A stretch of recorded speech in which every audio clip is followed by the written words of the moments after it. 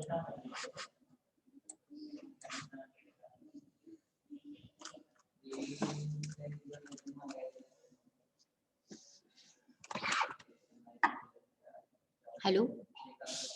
Hello. Yes, ma'am. Am I audible? Yes. Okay.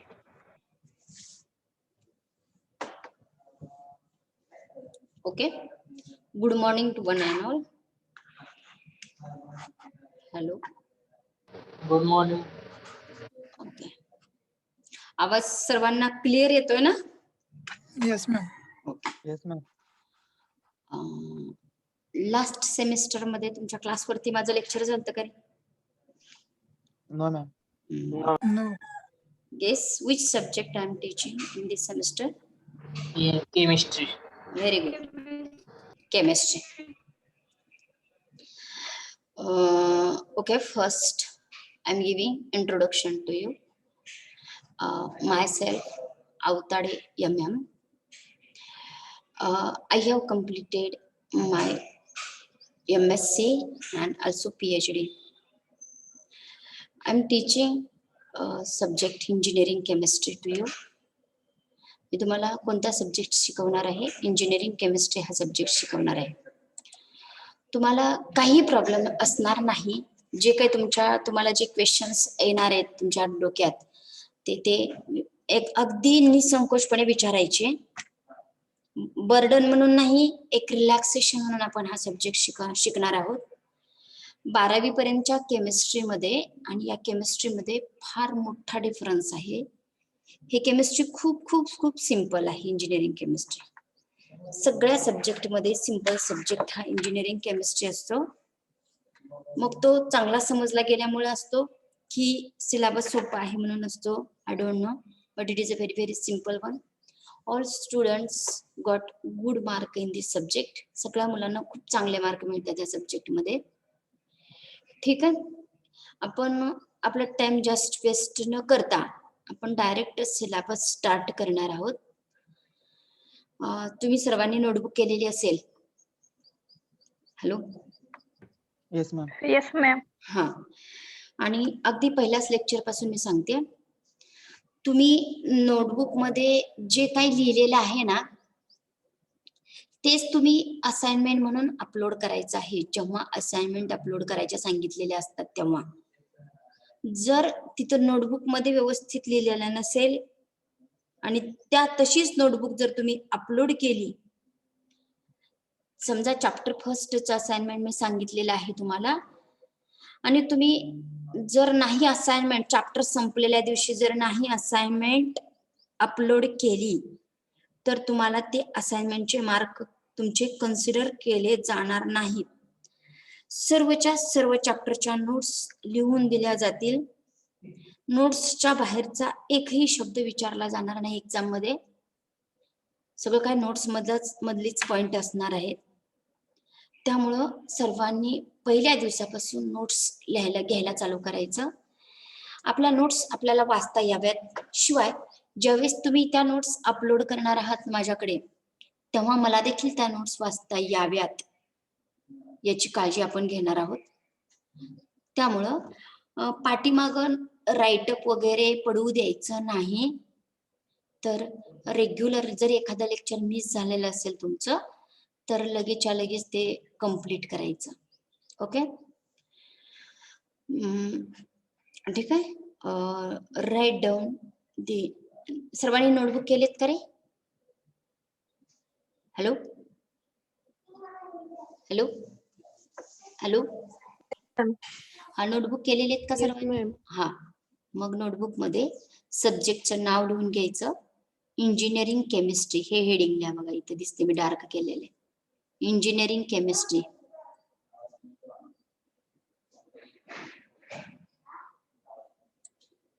Subject code म्हणा C012.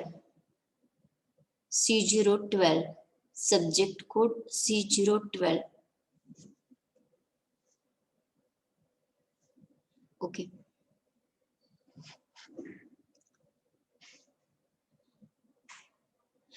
Response देत चला. तुमचं कंप्लीट झालेलं आहे का नाही त्याच्याशिवाय मला कळणार नाही. लिहिलं engineering chemistry C012 subject code. Yes, Yes, ma'am. ma'am. हा. नेक्स्ट थेरी पेपर म्हणा. नेक्स्ट लाईन लिहिल्या थेरी पेपर म्हणजे युनिव्हर्सिटीचा पेपर, त्याला कंसामध्ये ESE म्हटलं जातं. Theory paper of university, theory paper of university in bracket ESE, त्याला एंड सेमिस्टर एक्झाम असं म्हटलं जातं. ESE is equal to 70 mark.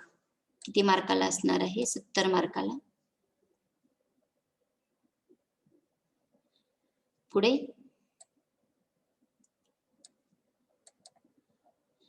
ISE,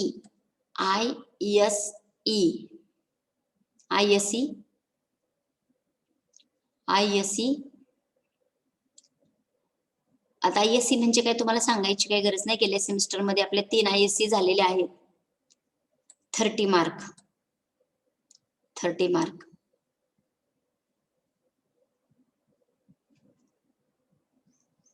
next line द्या. ESE plus ISE is equal to 100, म्हणजे थेरी किती मार्काची झाली? 100 मार्काची.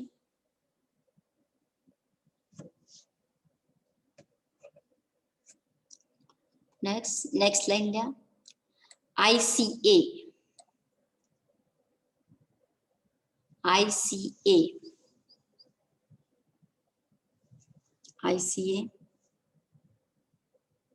ICA 25 मार्क्स, म्हणजे internal mark.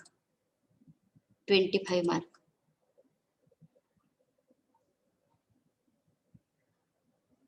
Over. Yes. Yes, ma'am. Okay.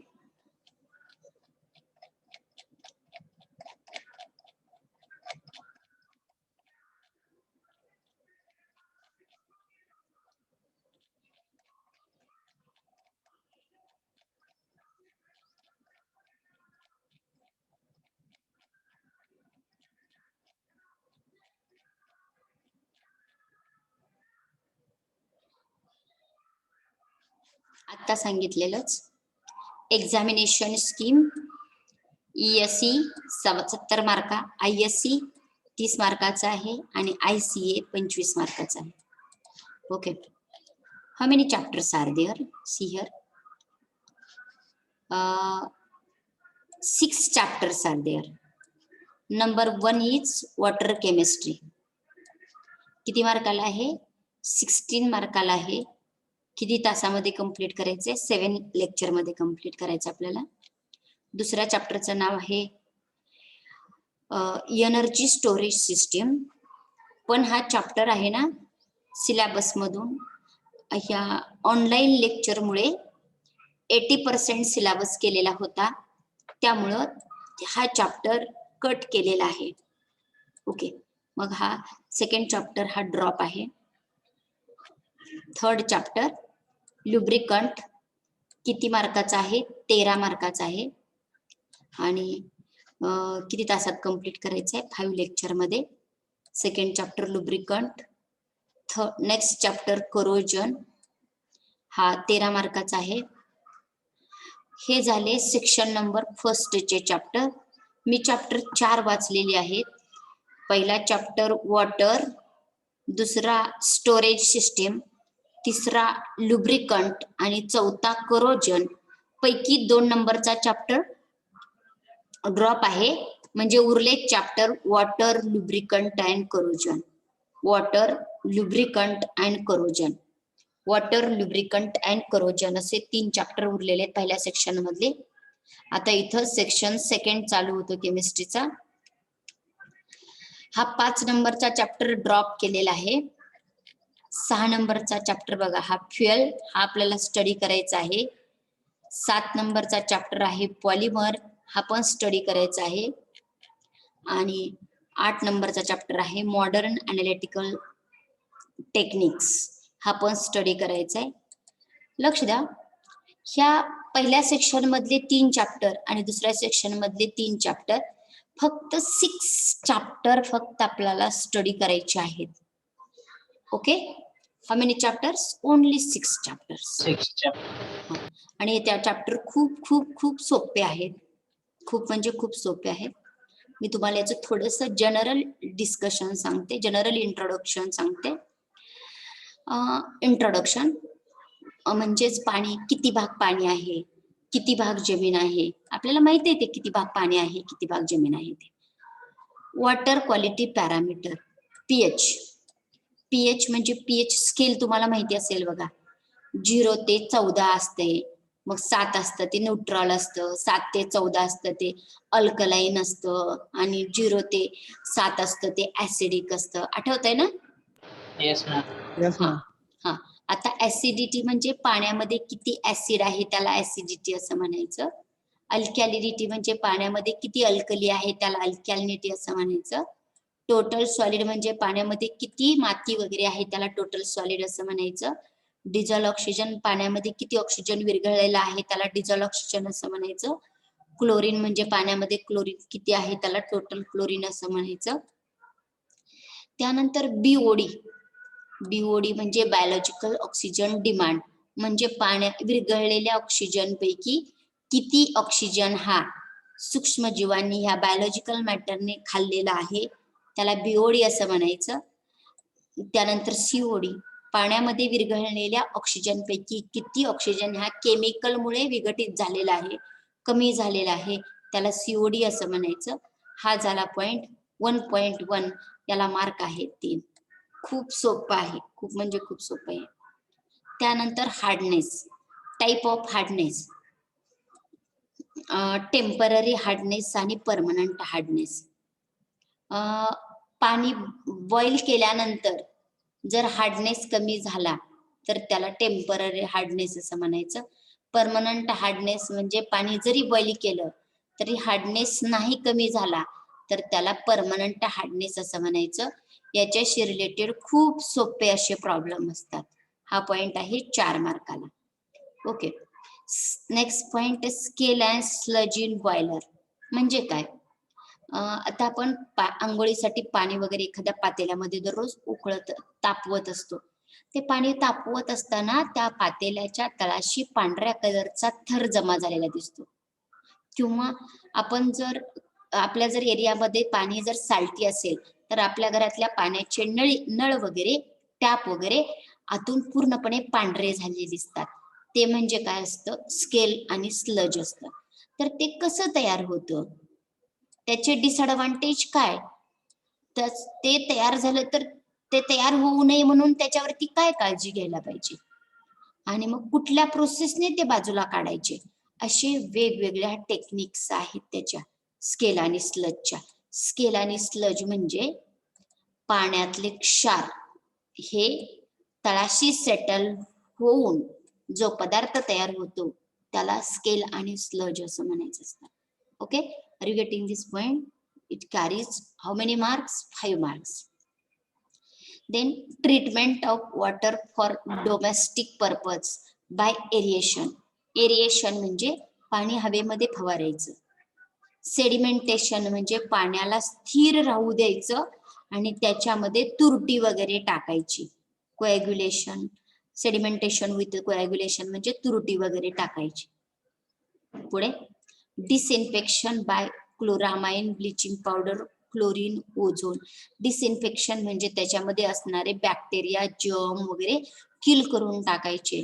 ते पाणी पिण्यायोग्य झालं पाहिजे, त्याला डिसइन्फेक्शन असं म्हणायचं असतं. डिसइन्फेक्शन म्हणजे सूक्ष्मजीव मारून टाकणे, त्याच्यामध्ये क्लोरीन ऍड करणं. आपण मेडिक्लोरची बॉटल मिळते बघा मेडिकलमध्ये, आपण ते पाणी शुद्ध करायला वापरतो, ते पण हेच कॅटेगरीमध्ये येत असतं. त्यानंतर क्लोरीन पास करायचा, त्यानंतर ओझोन पास करायचा, त्यानंतर ब्लिचिंग पावडर टाकायची. अशा वेगवेगळ्या डिसइन्फेक्शनच्या मेथड आहेत. ह्या आहेत 4 मार्कासाठी परीक्षेला विचारल्या जाते. ओके, आता मी वॉटर चॅप्टर डिस्कस केला, त्याच्यातले कुठले कुठले शब्द आठवतात सांगा बरं बघू. Hello hello. pH. Oh, very good. Nice. Then anyone? Scale and slug. Scale आणि sludge. Roll number 5 Snehal. Yes, ma'am. Can you remember any word from we have discussed this point? एखादा शब्द आठवतो का आपण आता डिस्कस केलेल्या पॉइंट मधला?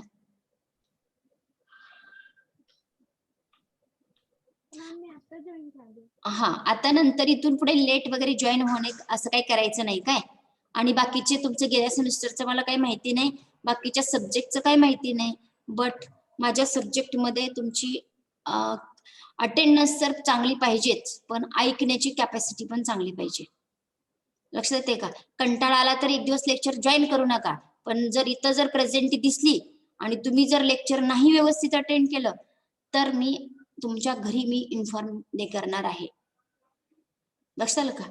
हे फक्त रामायण महाभारत काहीतरी प्रवचन ऐकल्यासारखं करायचं नाही. आपल्याला पेपर द्यायचे त्याच्यावरती, आणि तुम्हाला माहिती आहे परीक्षा लगेच येते.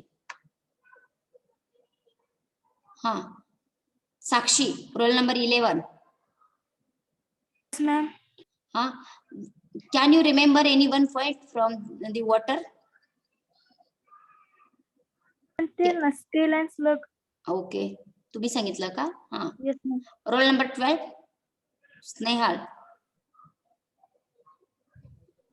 Yes, ma'am. Hardness, types of hardness, temporary and permanent. Very good, nice. Then roll number 13. Roll number 13. 13 roll number. Roll number 13. Roll number 13. Roll number 13. I will write the name who have not giving the response. Roll number 13. Ankit. Aniket, okay. Roll number 16 Shubham Badgar. Yes, ma'am. Disadvantages of sludge and its prevention. Okay. Disadvantages of sludge and its prevention. Saili, roll number 35. Roll number 35. Yes, ma'am. Can you give me any one word from above point? I want only one word. What is name of that chapter? Hello? Hello? What is name of chapter? Ma'am, me late join झाली. Late join व्हायचं नाही. Network issue होता madam, त्यामुळे आज late join झाली. इथून पुढे असं काही करायचं नाही माझ्या लेक्चरला तरी. सॉरी मॅम, इथून पुढे नाही होणार. Roll number 18. 18. Roll number 18. 18 roll number. What is the name of chapter? Gaurav Virazdar. What is name of chapter?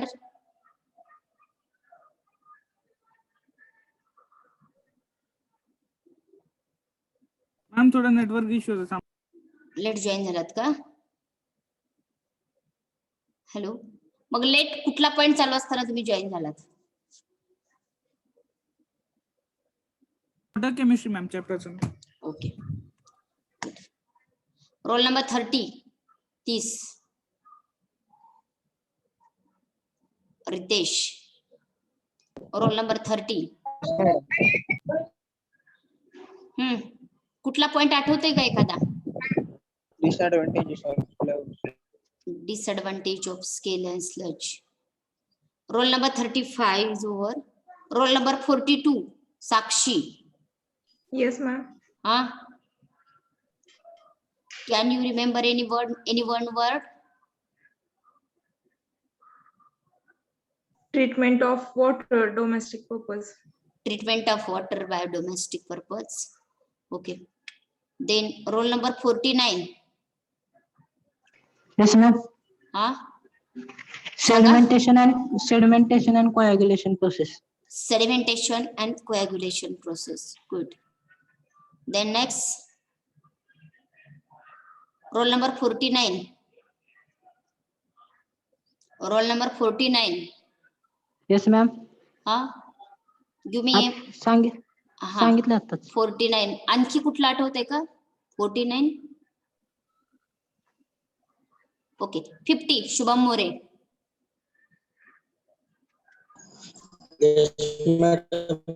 हा,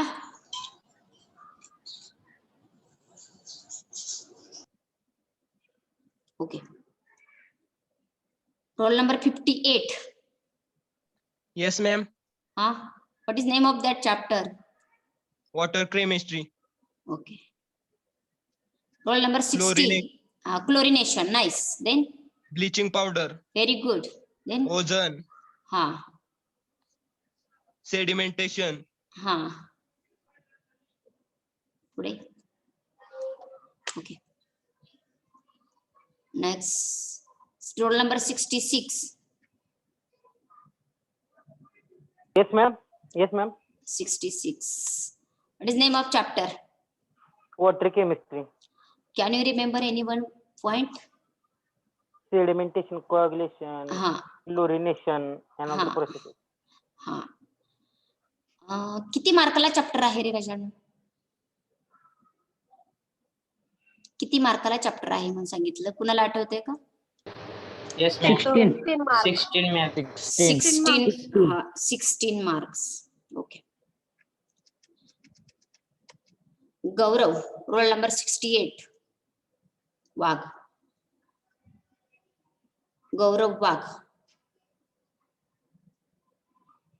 गौरव, roll number 68. Roll number 68. Roll number 13, are you present? Yes, madam. 68. 68 is present. Roll number 13, 13 roll number. Are you here? Okay. Rohan Golap. Yes, madam. Why are you not entered through your roll number? Sorry, madam. Change करतो. हा, change करा म्हणजे अटेंडन्सला बरं पडते ना रे. Okay. फक्त lecture मी बोलायचं तुम्ही ऐकायचं असं लेक्चर नाही. दोन्ही साइडनं लेक्चर असणार आहे. ज्यावेळेस ऑफलाईन असतं त्यावेळेस कधीही मुलं केमिस्ट्रीचा अभ्यास करत नाहीत, पण खूप चांगले मार्क असतात. फक्त लक्ष दिलं तरी भरपूर झालं. तुम्ही अभ्यास करू नका, फक्त लक्ष द्यायचं व्यवस्थित. ओके. तुम्ही सांगितलेले आता पॉईंट मी दाखवतो तुम्हाला. काय काय सांगितलं आणि काय नाही सांगितलं. पीएच एक सांगितलं कोणीतरी. हे पॉइंट सांगायला काहीच हरकत नव्हतं राजांना तुम्हाला. BOD COD, biological oxygen demand, chemical oxygen demand. Okay.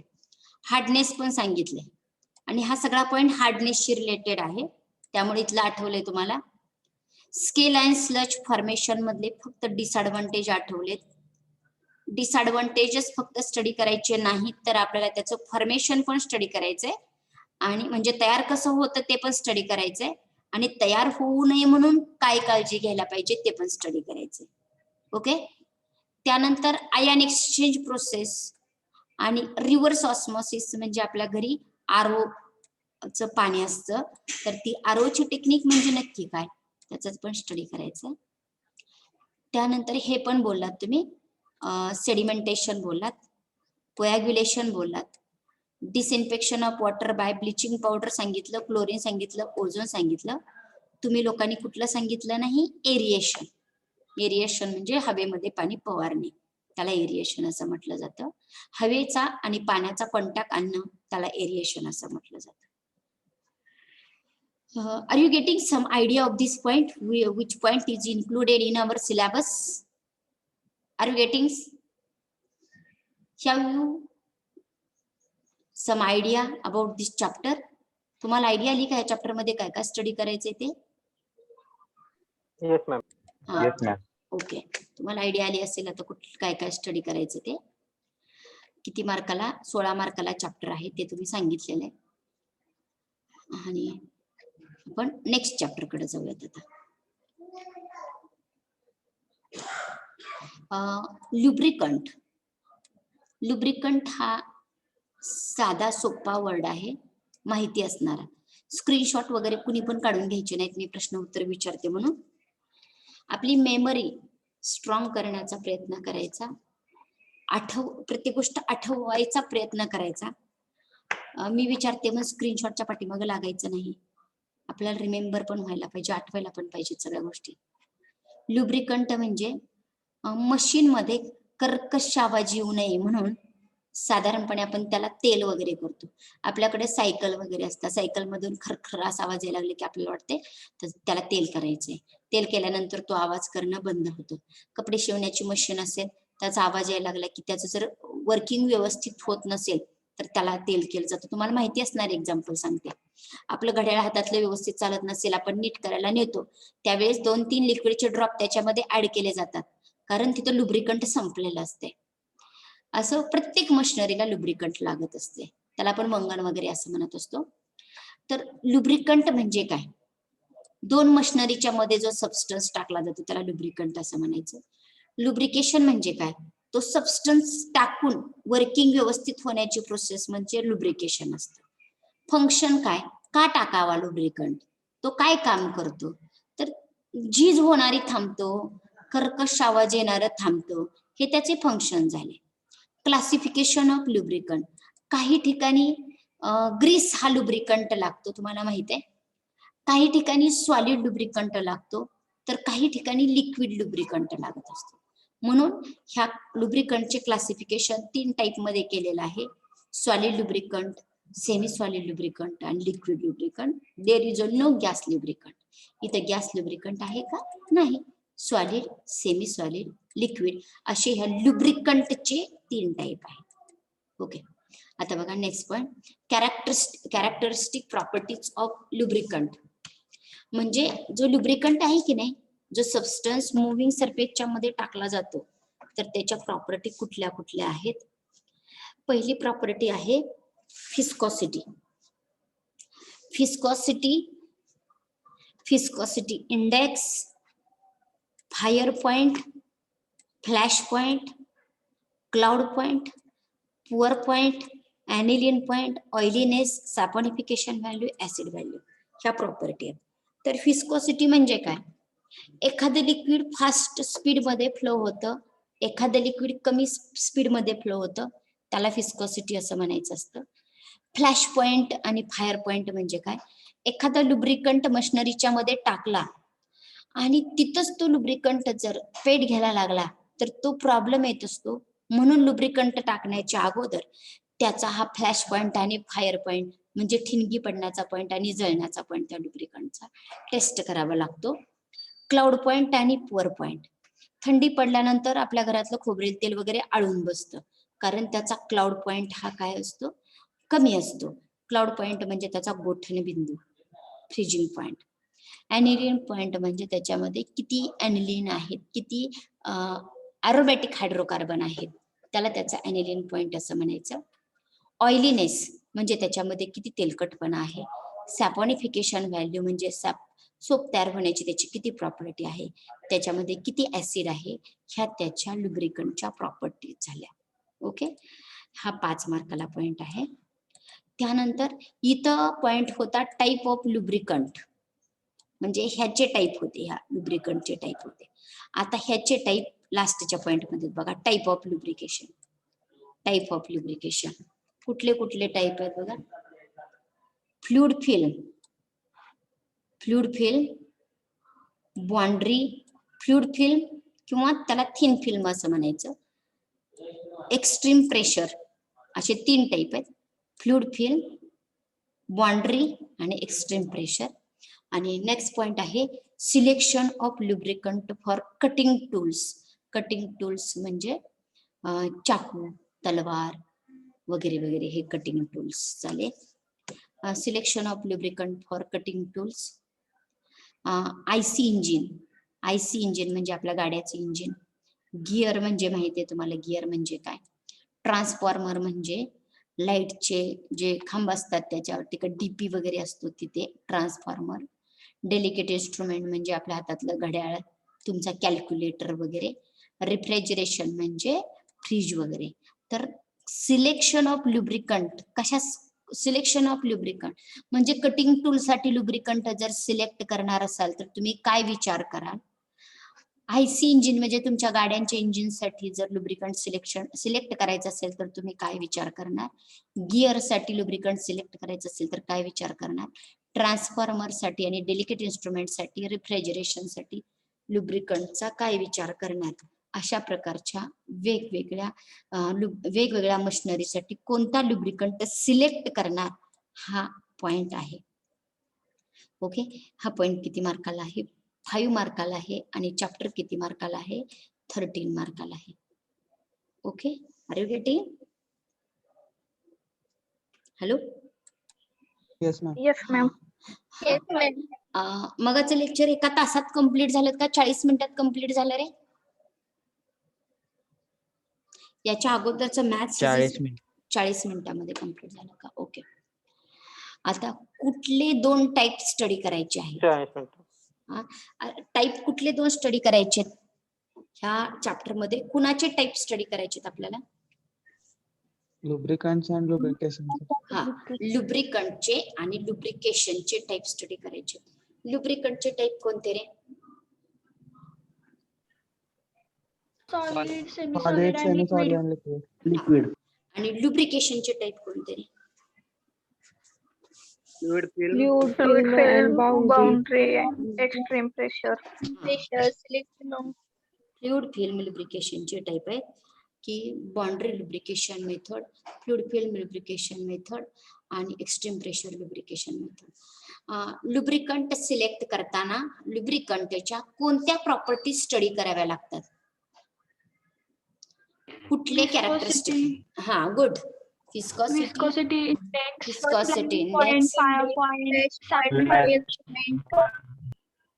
Fire point, flash point, cloud point, अजून forward point, aniline point, sap. Point oiliness. oiliness. हा, व्हेरी गुड, नाईस. आता तुम्हाला कुठल्या मशिनरीसाठी लुब्रिकंट सिलेक्ट करायला सांगितलेलं आहे? कुठल्या machine? Cutting tools, icing tool, Transformer, dedicated instrument, Okay. and refrigerator. हा चॅप्टर किती मार्कासाठी आहे राजांनो? 13 marks. 13 मार्कासाठी आहे. Are you getting this idea? Are you getting the idea of this chapter? Yes, ma'am. Yes, ma'am. This is our chapter number 2nd. Why it is 2nd? Because original 2nd number chapter is deleted from our syllabus. It is removed due to online lecture. So that this is a chapter number 2nd. 2 नंबरचा chapter cut केल्यामुळं हा chapter number 2nd आला मग आपला. Okay, आता बघा chapter number 4th म्हणजे आपला chapter number 3rd. What is name of this chapter? Corrosion. Corrosion म्हणजे गंजणे. गंज माहिती आहे ना सर्वांना? असं कोणच नसेल की ज्यांना करोजन हे माहिती नाही.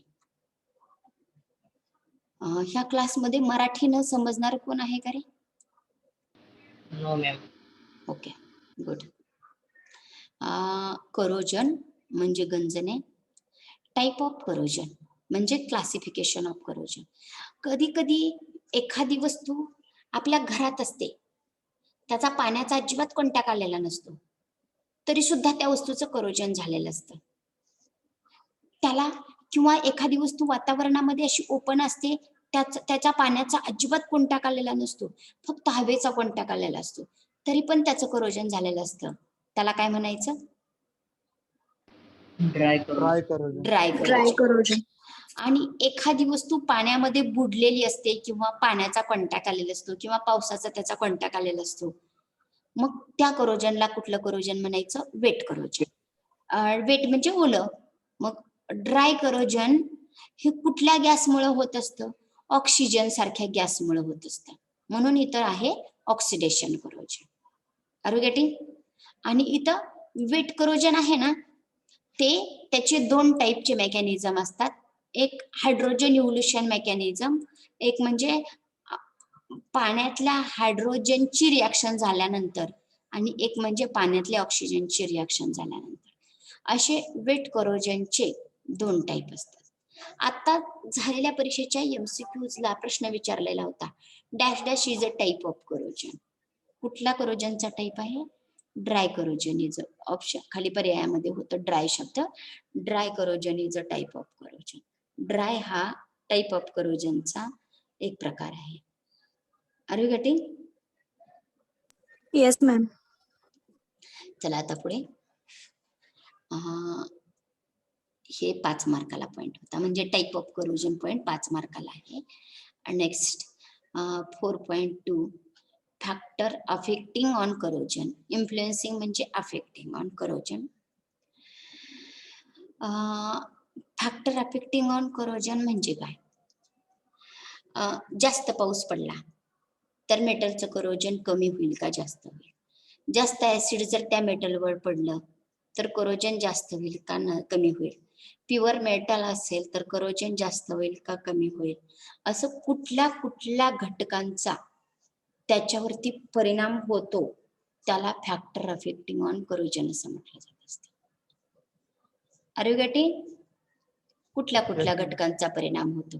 करोजन कधी जास्त होतं, करोजन कधी कमी होतं, त्याला फॅक्टर इन्फ्लुएन्सिंग दी करोजन किंवा आपल्या भाषेमध्ये सिंपल भाषेमध्ये फॅक्टर अफेक्टिंग ऑन करोजन असं म्हणतात.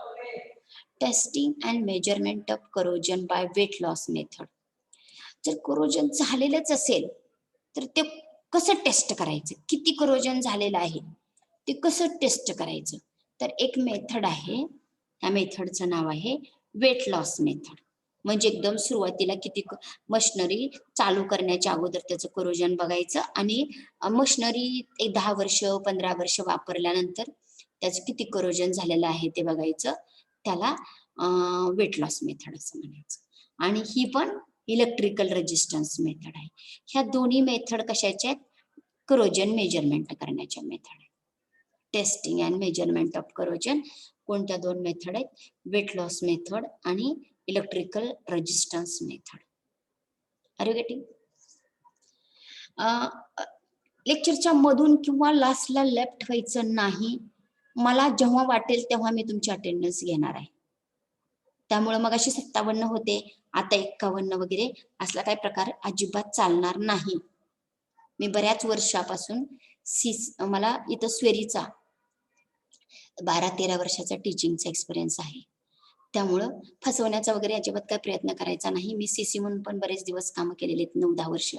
कधी मुलं लेफ्ट होतात, कधी जॉईन होतात, कोण कसं प्रेझेंट असते, कोण अब्सेंट असते, काय केल्यानंतर मुलं प्रेझेंट राहतात वगैरे वगैरे वगैरे वगैरे सगळं काय माहित आहे.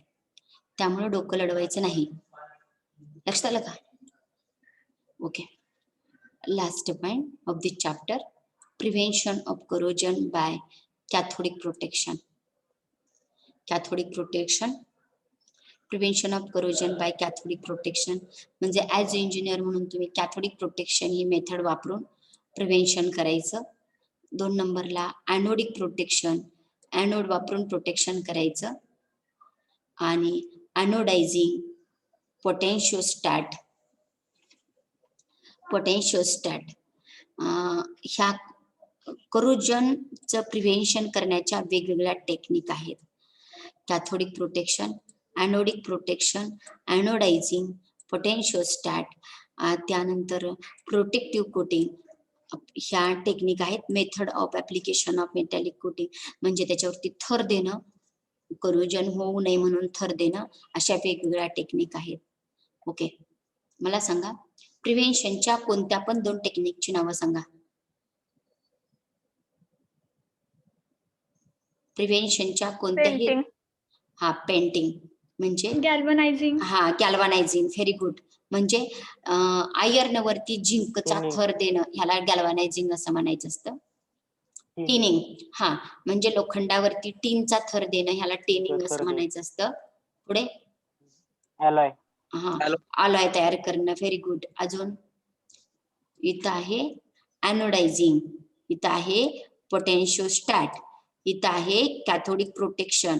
आता एक्सप्लेन करता येणार नाही कारण मोठ्या टेक्निक आहेत त्या, त्यामुळे आता सध्या तरी फक्त हेडिंग लक्षात ठेवायचे.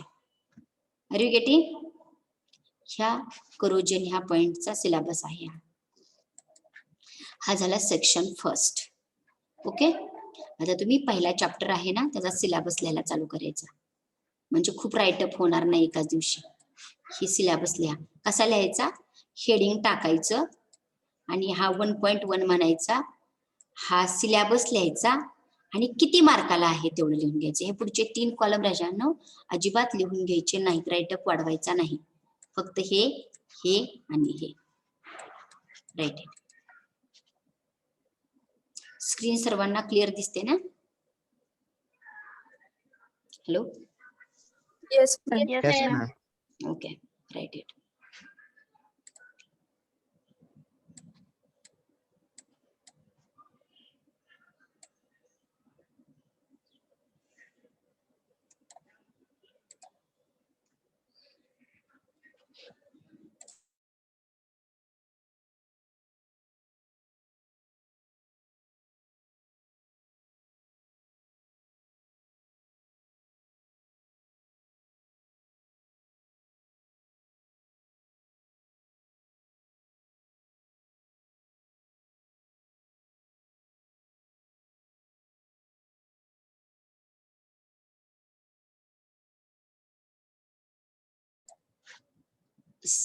व्यवस्थित चांगल्या अक्षरात लिहून घ्यायचं.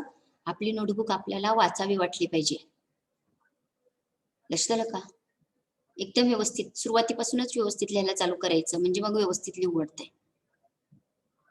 आणि साधारण 200 पानाची नोटबुक करावी लागेल तुम्हाला मोठी. सिलेबस आपला भरपूर आहे.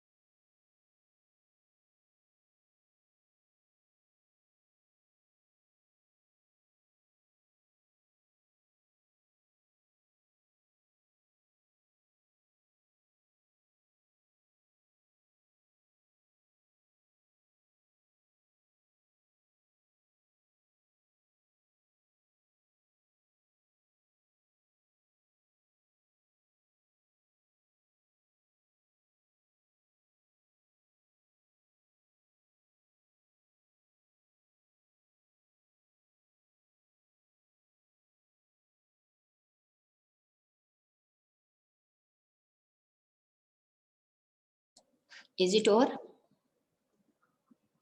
No, ma'am.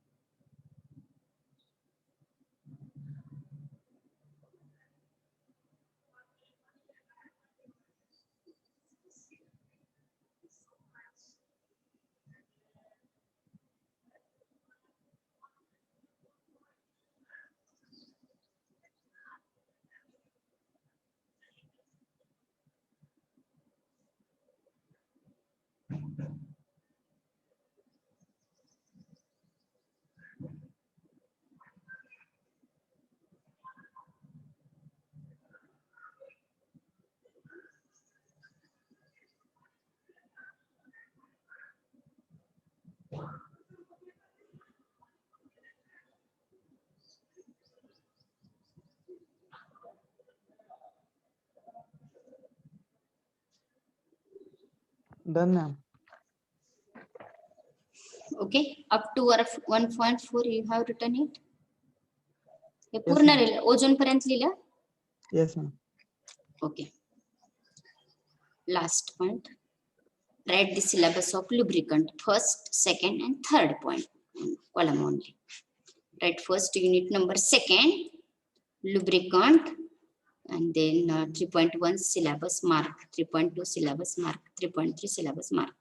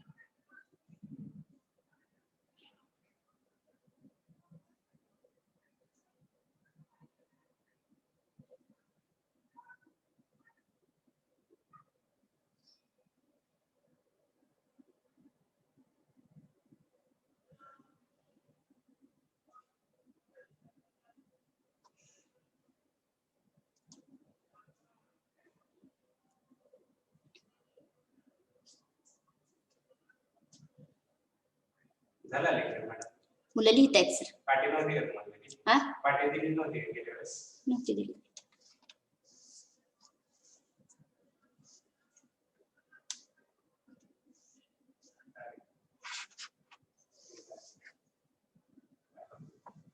झालं का लिहून? Hello hello Wait, ma'am. Wait. हा 3.3 पर्यंत लिहा.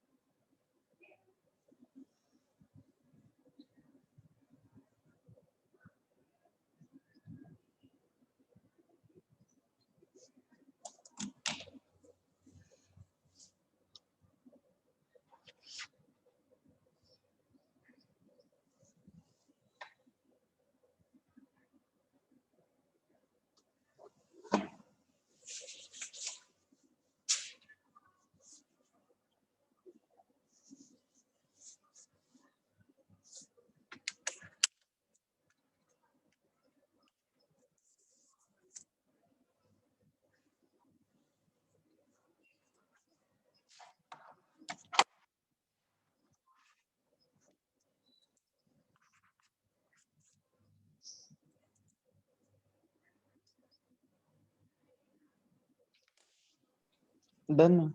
Okay.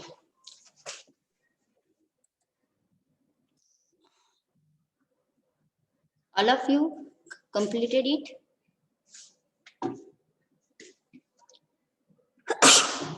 सर्वांचं झालंय का रे? Yes, ma'am. ओके. आपण डायरेक्ट उद्यापासून चॅप्टर नंबर 1 डायरेक्ट शिकवायला चालू करणार आहे. सुरुवातीचे लेक्चर आहेत म्हणून कुणी लेट वगैरे जॉईन होणं वगैरे ते बंद करायचं. आज भरपूर जण लेट जॉईन झालेले आहेत. उद्यापासून चालणार नाही. अटेंडन्स हा कधी पण घेतला जाईल मध्ये लेक्चर मध्ये. म्हणजे मला जेव्हा वाटेल की आता अटेंडन्स घ्यावा तेव्हा मी अटेंडन्स घेणार आहे. जी मुलं रिस्पॉन्स देणार नाहीत त्यांची अब्सेंटी कन्सिडर केली जाईल. Okay, will left now.